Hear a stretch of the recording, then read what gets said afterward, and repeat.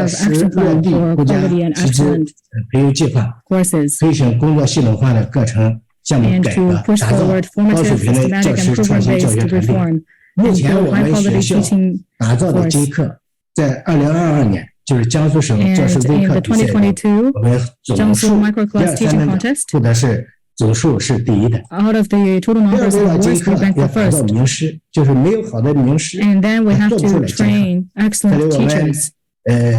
现在目前有了国家级教学团队、国家级教 Right 学 now we 名 have 师、省级 national 教学 teaching 名师 team，包括江苏 and 省 also 有突出贡献 teaching 的 renowned 中青年 teachers. 专家啊。 And we 目 also have 前 youth 学校 experts. 的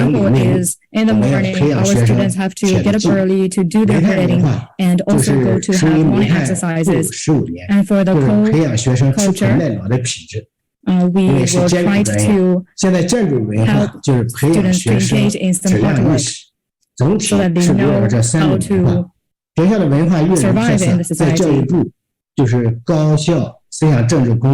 And also our philosophy has been recognized by the Ministry of Education. 让学生满意的一个根本宗旨就是我们的资助 And another aspect of the satisfaction is to offer grants to students with financial difficulties. We will offer them well-rounded financial support. 对贫困学生的比例相对来说比较多，就是我们 Right now, we still have a considerable amount of students with financial difficulties, accounting for nearly a quarter of all students.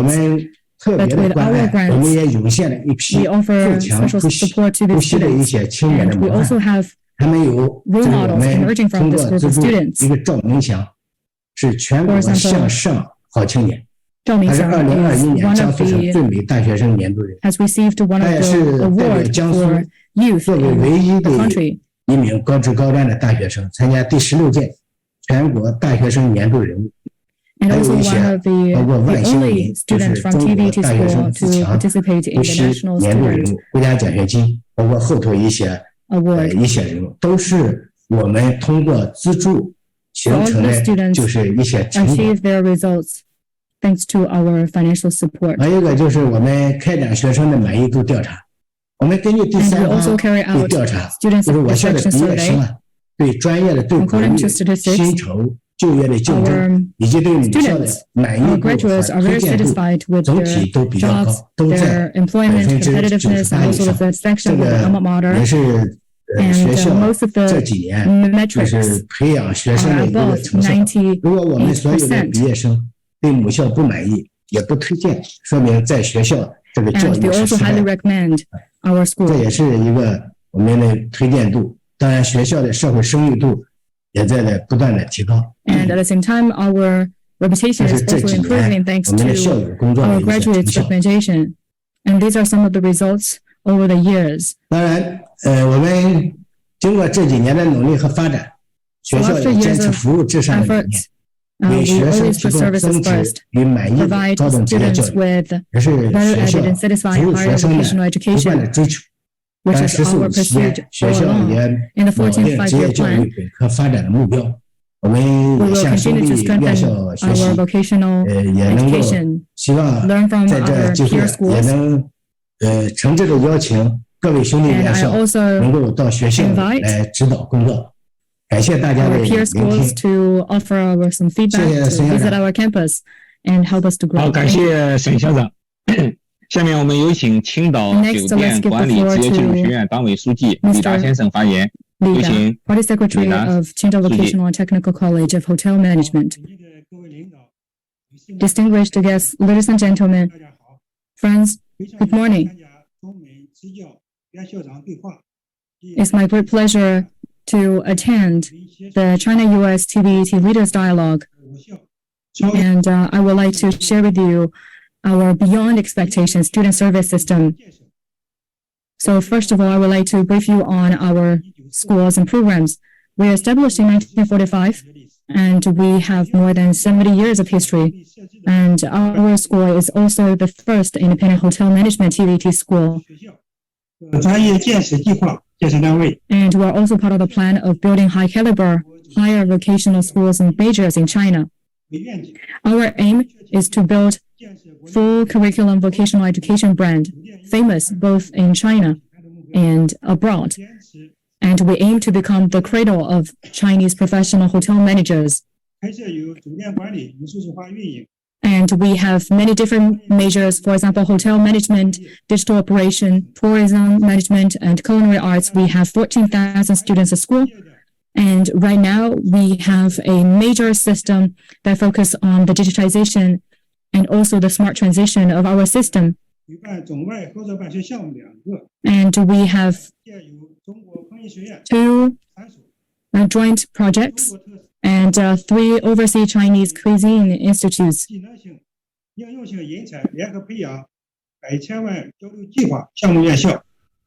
are also part of the projects of the Pro-China-US Pathway.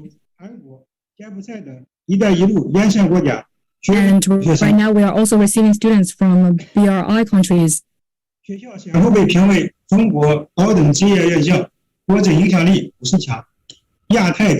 we are also one of the top 50 among higher vocational schools by National Joint Conference of Vocational and Technical College President Conference. We aim to go beyond the expectation of students, parents, and the society. We focus on building students with competitiveness, expertise. We deliver services to our students to deliver on the Go Beyond Expectation student service system, which is to go beyond the expectation of students, parents, and society to serve students' long-term growth, improve their competitiveness, encourage individualized and diversified educational approach. We try to give everyone the chance to flourish and help unlock students' full potential. And the considerations behind the project. First, our Beyond Expectation student service system is to challenge the traditional student satisfaction theory. In the traditional theory, the perceived value is the basis. However, Beyond Expectation is to move the bar higher, believe that only the satisfaction is achieved by the majority of students, then there is satisfaction. It highlights the emphasis on value. And thirdly, we are also integrating Beyond Expectation services to be part of the evaluation system. We deliver Beyond Expectations services and management, which is the evaluation criteria for our teaching staff members and other working force. And thirdly, the Beyond Expectation services are integrated into every step of the education journey, including academic service, IT services, career and entrepreneur services, and social practice services, covering students' learning, living, and their whole growth journey. And next, I would like to share with you our achievements. So we have academic, daily life, career and entrepreneur services, IT services, etc. In terms of academic services, we have major supported by provincial and national grant, and we have also received many awards in terms of our teaching performance. And we also offer exchange programs for students with overseas universities. And they are also taking part in some national competitions. We have offered different pathways for students to gain career success.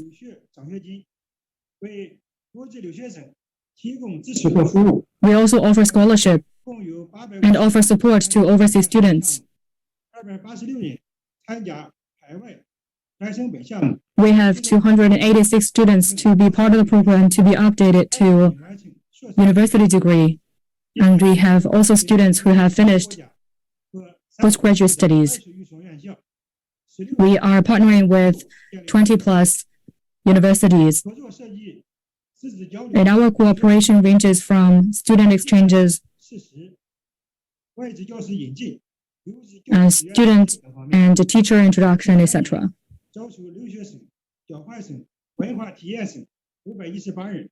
And we have also introduced 518 overseas students, and we also organize mutual visits. And we also organized 137 trainings. In 2014, we also established a specialized school to be in charge of our international exchanges.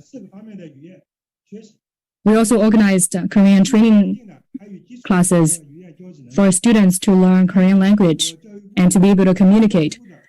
And these students have also taken part in the activities organized by the Ministry of Education and received the certificates and paving the way for them to gain further studies in Korea. And let's move on to IT services. We offer services to students anytime, anywhere. We now put in place online registration, dorm choosing, online class, and online lecture reservation, and online classroom, etc. And we also offer online tracking of all services, covering all students' academic journey from the first step to the last step. And next, our career and entrepreneurship services. And we offer a lot of services for students to gain employment and also to stand out from competitions. For example, we organize competitions on a daily basis to increase their competitiveness. And we also work with 500 companies and also some domestic and foreign famous companies. For example, some of our students are working in Singapore, in Dubai, etc. And also our students stand out from the crowd in competitions of tourism, in competitions of innovation and entrepreneurship.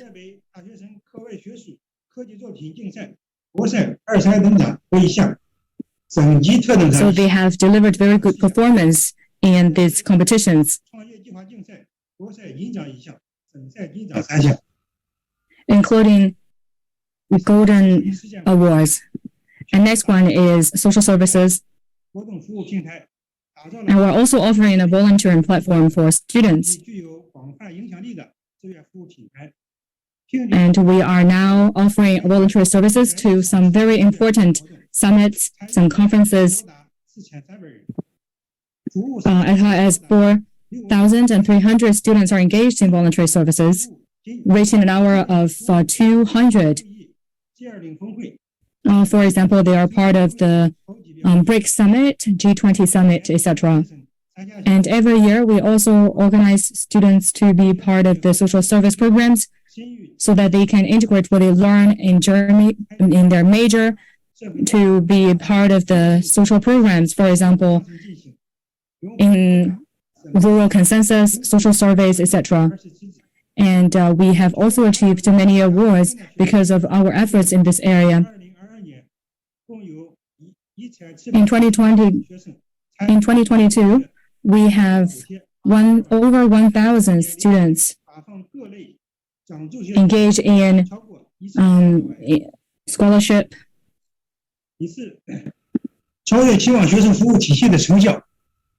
And next, I would like to focus on the performance of our system. So first of all, students have a more promising future. So this student service system helps students to improve their career planning, improve their self-directed learning.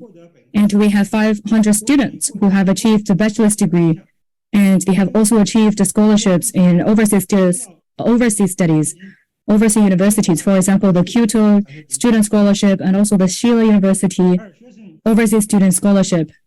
And the second feature is student development is more well-rounded.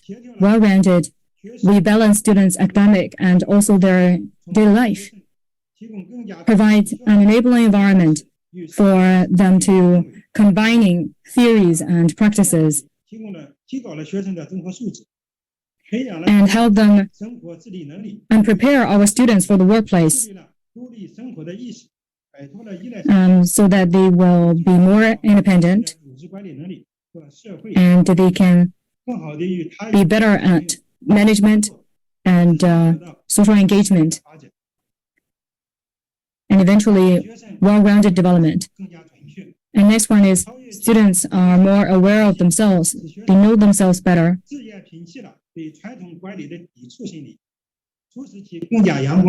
So through this system, they have a more healthy mindset with themselves, with their future outlook, and they are more motivated to unlock their full potential.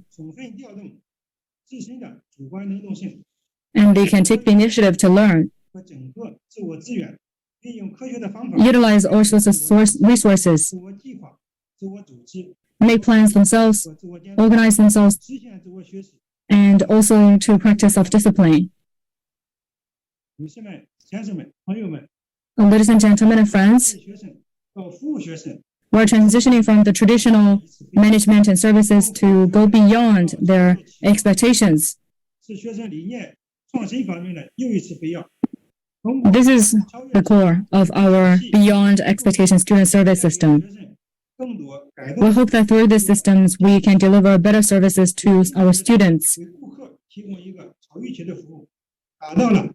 so that our students can be better prepared in the future. That's all my speech, and thank you. 感谢李书记的精彩发言。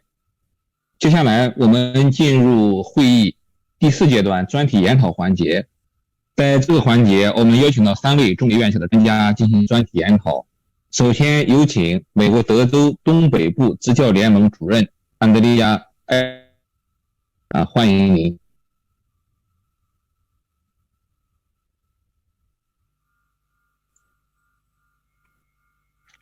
Hello, everyone. I am so glad to be here, and I am so happy that I can't tell you how excited I am. Just like I said in the keynote, I have heard some amazing things happening all around the world. Your institutions are implementing such fabulous programs. Oh my goodness, I'm in awe. So you guys are doing a wonderful job. I have a lot of years of experience in education, and I've worked in 2 states within the U.S., Oklahoma and Texas. Through those programs, we're going to do a little bit deeper dive into some of the dual credit and college programs of study that I've worked with over the years. So definitely my background, while yes, I have taught at the college level and been in some of the student services side of college level, the majority of my history has been in pre-K-12, so in the grade school, so elementary, middle school, high school. Through all of those programs, my background is in vocational education. My doctorate's in vocational education. And I definitely have a passion for that. So a lot of the programs that I've worked with specifically have been programs that have partnered our high school with our college level. So we heard a speaker from North Carolina earlier talk about the dual credit and having students both enrolled at the high school level and the college level at the same time while they're roughly 15, 16, 17 years old. So my son's even going through one of those programs right now and is in freshman orientation as a 15-year-old. So we've got some really good opportunities. I really want to highlight a couple of those, and I want to be mindful of our time as well. So I want to highlight 2 major ones. So we have, within the programs that I work with right now, we have a collegiate high school. That's a special designation within Texas that the students actually receive a little bit more college credit. So the goal for this particular high school is that by the time the senior class gets to graduate in 12th grade, they will all have associate's degrees, or at least 90% of them will have associate's degrees. And that's very exciting because that means that we're looking at 9th graders starting into a training program and moving through. I'd like to give one example. We had a young lady, we actually had 2, in one specific school in the collegiate high school, and then I know of 7 others throughout our consortium that have they graduated with an associate's degree the week before they graduated high school. So that is so exciting that we have multiple students that are able to start their careers immediately upon graduation. And it sounds like you guys have tons of programs across the globe that are doing the exact same thing. And I just love to hear that. So these programs, we've got one specific young lady that I I know and I've gotten to work with. And she has been able to get her associate's degree and a certification in education before she graduated high school. She was hired back by that high school while she's finishing her last 2 years for her bachelor's degree, and then she'll be a teacher. So we're talking 20 years old, being able to go into an elementary school classroom and be in education. And that helps both economic development for that community to be able to get those students, those associate's degrees, and come back into a very small community. And it helps that student be able to start earning a living a little bit faster. And I think it's really good that we have all those programs in place. We have those associate's degrees in place.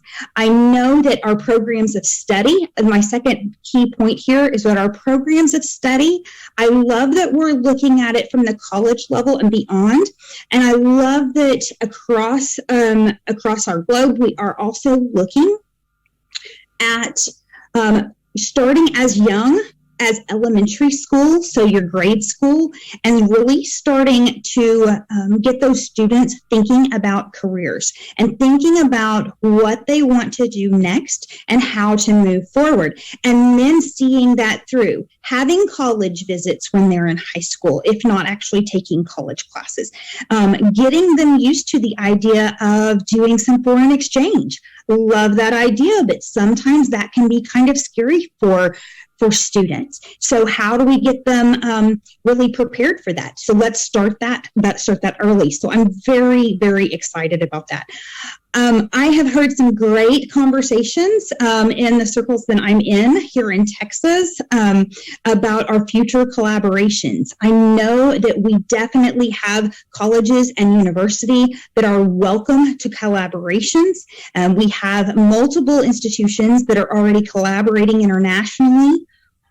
Some with China, some with other countries, with institutions in other countries. I would love to see more of that. And if there's any way that I can help in that, please let me know on that. I know that there have been conversations happening at our governor's office by some of my colleagues, and our governor of the state of Texas, Governor Abbott. His office and his staff seem very interested in the possibility of some partnerships. Not sure what that might look like or what that might entail, but I know that those conversations are happening. So I'm very excited again. I really think that we are all doing the right thing, because I think that we are all asking the most important question, which is what is best for students and what is best for our economies, and how can we marry those two things together. So in an effort to be a little bit mindful of our time, I will keep this brief. So thank you so much. Please let me know if I can help this movement in any way, shape, or form. Thank you so much.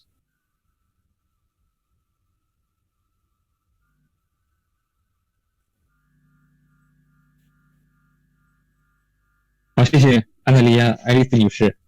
好，谢谢你。下面有请德州太阳电动车。And next, let's give the floor to Joe Pitts to give us a speech.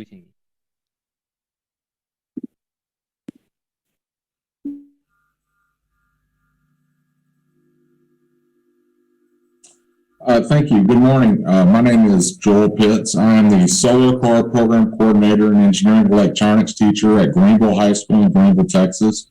What I'm going to talk about is the program that we do here called the Solar Car Program. I developed this at the school roughly 12 years ago, and it's designed to excite, inspire, and engage students. And this program touches on a lot of different areas that I'm going to cover in this program. What you're seeing here are some of the products of what this program produced with students. Through the Solar Car Program, with it being mainly a mechanical and electrical engineering project, the students have a high standard, a high expectation, and they meet that expectation. In the lower left-hand corner, you can see our electric vehicle. Its name is Regulus. It's a 2-seat vehicle. and it's designed to simulate kind of an urban concept for a vehicle that's a commuter vehicle within a city. And it has a separate power station that charges another battery. So the thought process is that you may have a solar power station at home that charges a battery, and then when you come home at night or in the evening or during the day with the vehicle, then you would switch the battery out or recharge that battery overnight. The car in the upper right-hand corner, this is a college-level, world-class solar car that my high school students told me that they wanted to build. And so that's exactly what they did. But the race that we operate under here in the United States is called the Solar Car Challenge. And the Solar Car Challenge provides a platform for high school students from around the world. It's opened up to high schools from around the world to build a solar car and race. And the way the race is formatted, we race at Texas Motor Speedway in Fort Worth, Texas, every other year. And on that opposite year of not being on a closed circle track, we race across the United States from some point. So, for instance, my students will be racing against students from other parts of the United States, as well as possibly some students from Uzbekistan, Barcelona, and possibly Singapore. And we'll be racing from Fort Worth to Palmdale, California. So what we want to do with this program is we really want to, I'll say excite, inspire, and engage, but encourage students to pursue STEM-related careers. So something in science, technology, engineering, and math. I will tell you this program hits on all of that, but it also hits on other fields such as business, finance, marketing, and social media. We're all very familiar with social media. One of the first areas that the students engage in this program is design. And whether a student's going to do electrical or mechanical engineering in the program or any of the other, all students are involved in the design. In these pictures right here, the upper left-hand corner, this is the car that the students ultimately design, and that's an aspect of the vehicle in a three-dimensional drawing. But you can also see one of my former students that's already gone on to college, Josh. He's actually working on the CAD, and then he's presenting to the other groups on the team. So our team's split up into different groups. We may have a mechanical team, electrical team. We'll have our finance team. We'll have our marketing and social media team. And then we actually have students that are designated to be public relation officers, because a lot of our students do media interviews with the local news during the race or at other events when we go and display and present the vehicle. So design's very important. As we start getting through the design phase, then the students start to assemble the vehicle. And in this picture, you can see a picture of the driver compartment with the seat catted in the upper left-hand corner. And then you can see students actually fabricating that from the drawing. And then they're checking in the lower left-hand corner, they're checking to see if the roll bar matches the seat. And so a lot of this is going back and forth. So not only are there students that are engineering it, but there's students that are fabricating it. A number of our students go on to get welding certifications, go to college in different engineering disciplines. So one of the other things that the students have to do in this program is they have to develop manufacturing processes. So everything that's done in this, there is no kit for this. So the students have to really sit down and think, how are we going to do this? What is readily available out in the world that we can source to possibly use for this car? And so with that world-class car that you saw, in the past we'd use solar panels designed for a house, but on the vehicle that you saw in the upper left-hand corner on the first slide, the students had to come up with a manufacturing process in order to build their own solar array for that vehicle. And so in this picture, you can see there's one of our students. She is actually soldering together the cells that will then be put together in a larger group in order to assemble the array for the car. And students also design and build and fabricate and put together their own electrical schematic. budgeted marketing, public speaking, and social media is a huge aspect of this program.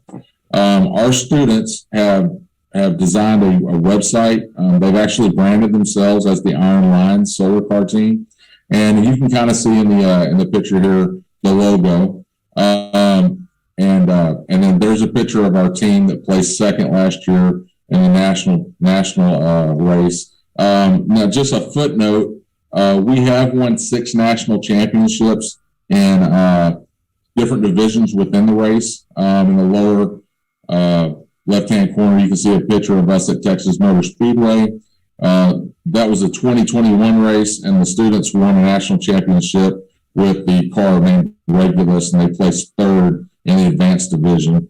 One of the really cool things about this program is I heard earlier y'all were talking about the teacher being a facilitator. With a program like this, I am that facilitator. There's no learning through osmosis. I don't give them stuff out of a textbook and then they just regurgitate it. What's really happening is there's applied science going on. So the students are working off of the math that they've learned, whether it's geometry, algebra, physics, calculus. They're taking those learnings that they got in those classes and they're applying it to this program. And through that program, I'll have students ask me, man, I know that I did this in geometry. I know that I did this in physics. I said, well, go revisit that. Go back to your teacher and ask them to go over it. And then they bring it back into the program and it gets solidified and there's a purpose behind what they've learned. Through the budgeting and the marketing, students are in on the budget for this from the very beginning. This actual program kind of runs like a business. Our funds are kind of set. The students have to do the fundraising. There's some companies in town that we've built relationships with that give us monetary donations as well as product donations. And the students look at that and have to decide, okay, first of all, what does it cost to do the race? What is it going to cost to build a car or modify the car? And then are we going to be able to do that ourselves or we're going to have to pay somebody to do it? So there's a lot of budgeting and there's a lot of critical thinking that goes on before we even build anything. And that kind of outlines what the car is going to look like and what our race is going to look like as a team. And these are the exact same skills that people sometimes only learn once they get hired by a company and they get put in a group and they're given a budget.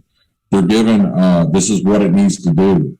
And this is how we would like it to perform. So through the process, we're constantly on that wheel of the engineering design process, where we're constantly looking at, okay, what did we build? Does it work? Let's test it. It broke. Let's redo it. And so one of the things while we're doing this program, I tell students, don't be afraid to fail. In fact, we need to fail fast. That almost sounds counterproductive in most of education to fail fast because most students are scared to fail. They don't want to get a bad grade. And I told them, you're going to get a bad grade if you don't try. So in this program, we encourage the students to fail because they're failing, they're learning. And through our high standards and the success of the team, it shows that this really works well for students. With the public speaking, we have a number of students that do a number of interviews with local media about the team, answering questions. And that's an example, I believe, that's one of our former students doing an interview with our local Dallas-Fort Worth Channel 11 about the car. So the effects of the solar car program on students' lives. Since I've been doing the program, this is a very conservative estimate. It's roughly affected 1,200 students. I have about 100 students a year. We've done it for 12 years. A lot of my students, I've had them go off to college, become mechanical engineers. A number of them are currently right now in electrical engineering programs. We've got 2 that have done become computer software engineers and work for one of the companies that sponsors us. We have students that have gained welding certifications. They've gained interest in going into becoming diesel automotive technicians, with some students having already earned some of the certifications to be an automotive technician. And then students that have gone on to get degrees in marketing, finance, and business administration. And some students that are currently in school right now to be teachers. It's a fantastic program that affects student lives and gives them, it can give them that internal that intrinsic motivation, not just the external motivation. It may start off as external, but it will develop into an intrinsic motivation once those students find an aspect of this program that they excel at.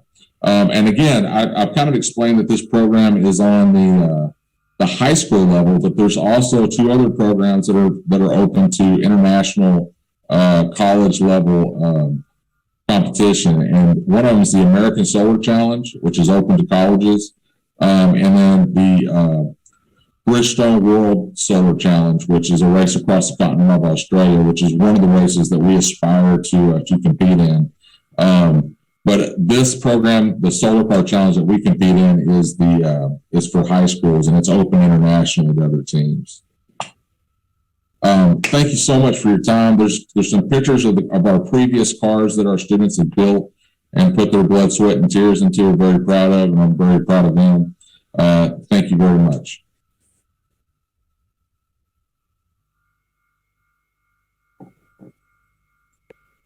好，感谢乔尔皮特先生。再次感谢美方我们2位代表的精彩的发言。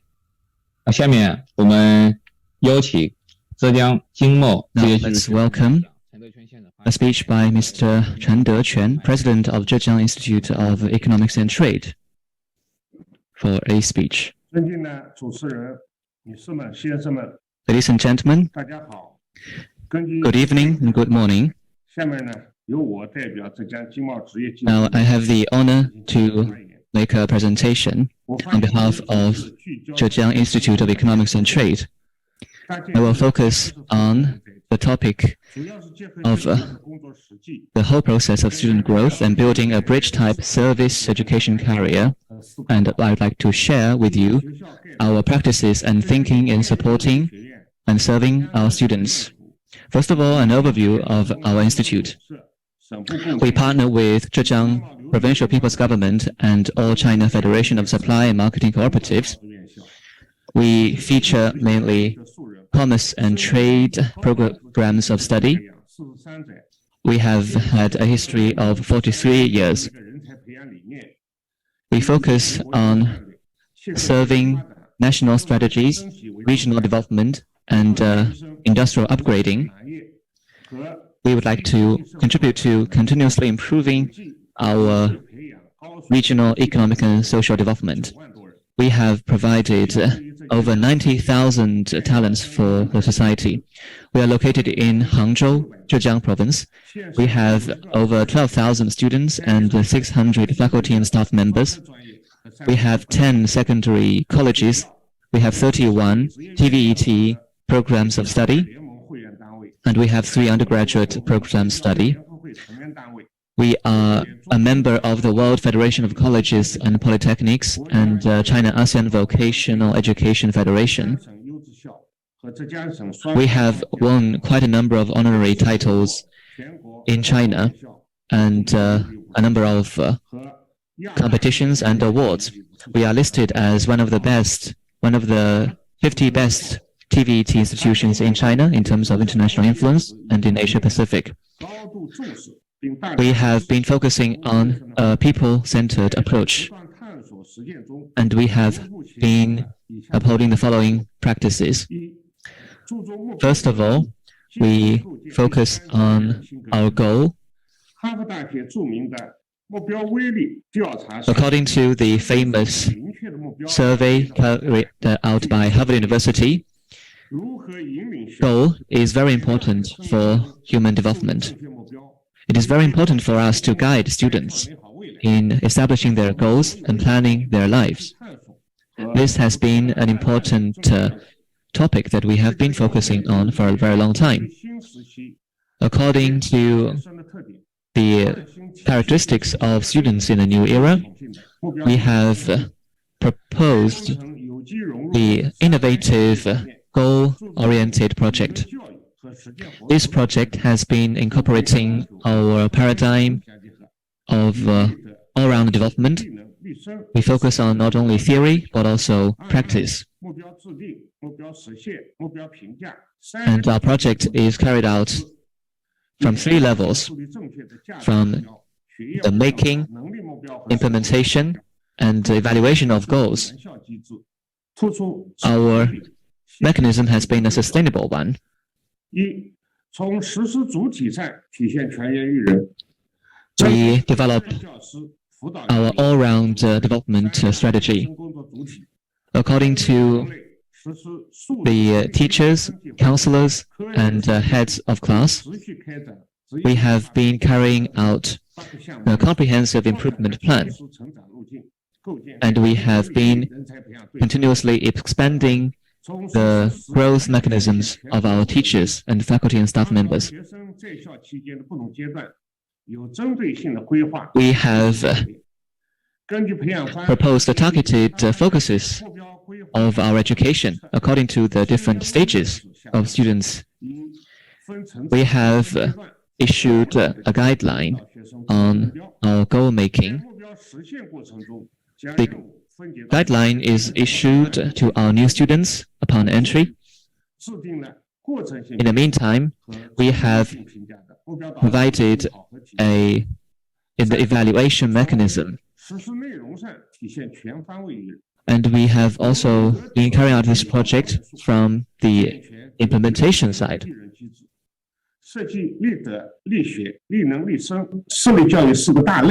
We have focused on the 4 categories of not only academic side, but also moral side, capability side, guiding our students in implementing, in improving their goals from all these regards.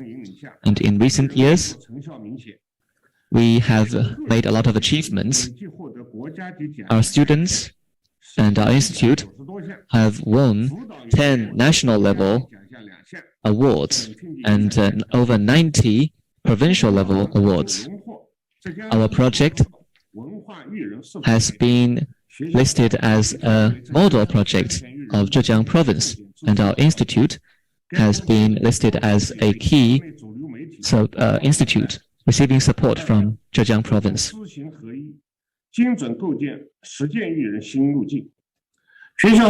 The institute has been endeavoring to develop students' talents that have an international horizon, while strengthening our efforts to build our programs of study. We continue to deepen our reform and incorporate resources. We have established a joint mechanism that incorporates 3 classrooms, and we have had an innovative teaching mode, which continues to improve our talent training quality. On the one hand, we use competitions to promote the competitiveness of our talent training. We use different levels of competitions to encourage our students so that they can develop their skills in an all-round way.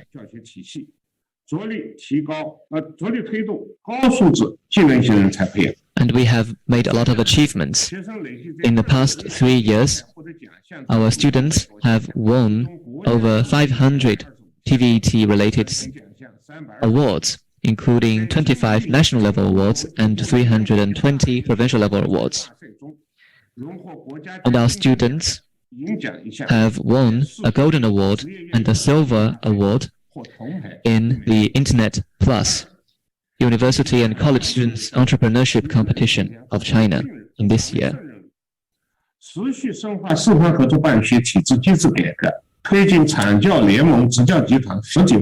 have been promoting the Industry Education Alliance.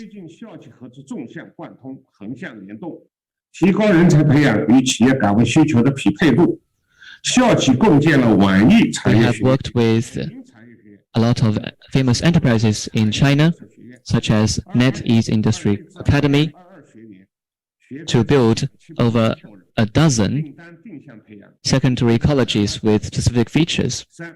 In 2021 and 2022, we have developed over 770 such apprentices.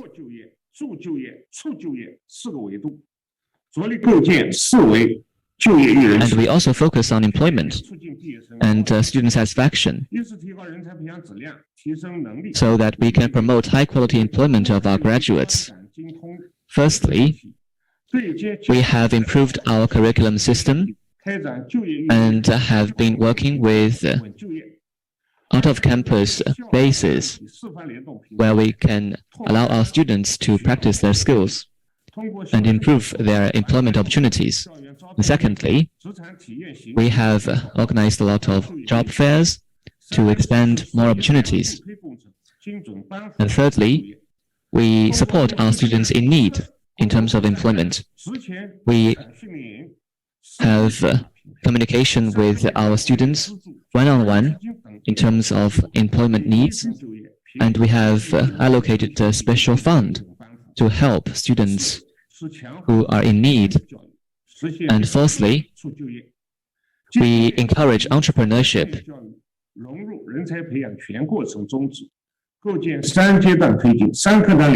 And we are using different phases, different classrooms, and different levels to innovate our education.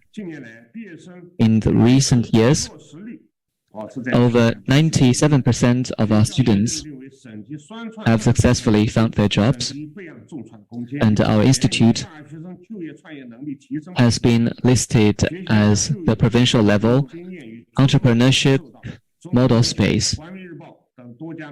And our stories have been covered by China Education newspaper and Guangming newspaper. We are using smart campus building to build an online platform to serve our students and our faculty and staff members. We have developed a smart learning environment that incorporates all the 4 elements of teaching, learning, evaluation, and management. And secondly, we have built or introduced online courses. We have established a system that features our own quality courses and external high-quality courses.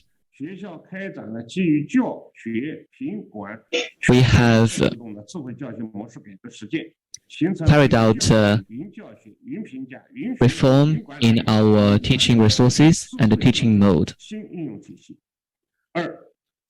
And secondly, we have taken active measures to build an active campus. We have built a system of diverse cultural activities on campus so that we can enrich the student life of our students on campus to meet their needs of study and activities. And secondly, we have built a multi-level hierarchy mental health education network. We are mobilizing our teachers and mental health providers and our class members to encourage and to improve the mental health of our students. So to improve the mental health of our students. And thirdly, we are aiming to address the needs of our students and our faculty and staff members. We have taken innovative measures to strengthen communication with our students so that as long as there are problems unaddressed, we will respond to them. In 2022 alone, we have addressed over 80 of such concerns, and we have served over 5,000 students and the faculty and staff members. And fourthly, we also focus on humanity development, and we have put in place a support system. We have put in place special scholarships in partnership with enterprises and alumni so that our students can get the financial need as long as they are in need of them. So we will leave no one student behind. We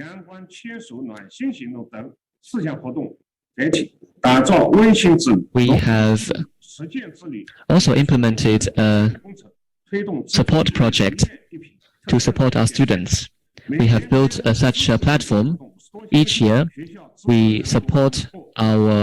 carry out over 50 such activities, attracting over 10,000 students. And finally, some of my ideas. Our students are the main body of our institute. Supporting and serving their needs are the first priority of our institute. And based on our own practices, I have the following ideas. The first is that we should strengthen top-tier design, and we should take a multi-level approach to ensure that the needs of our students are met. And we should focus on a people-centered approach and to strengthen and improve our campus infrastructure and improve the service quality.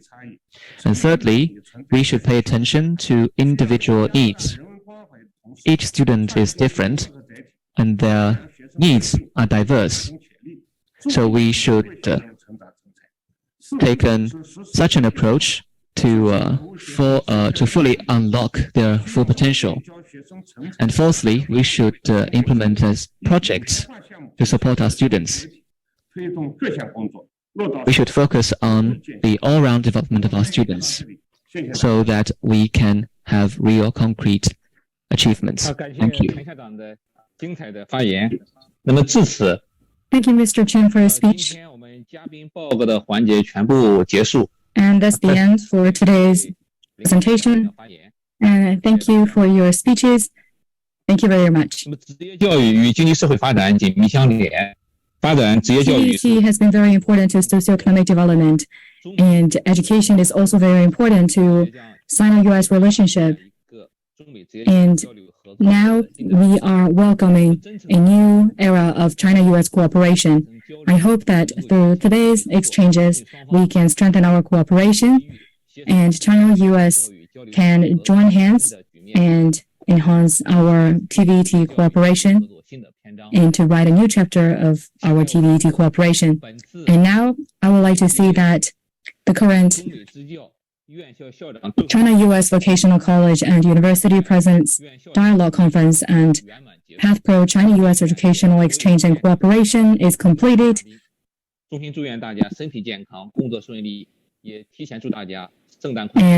I would like to say thank you very much and also Happy New Year in advance.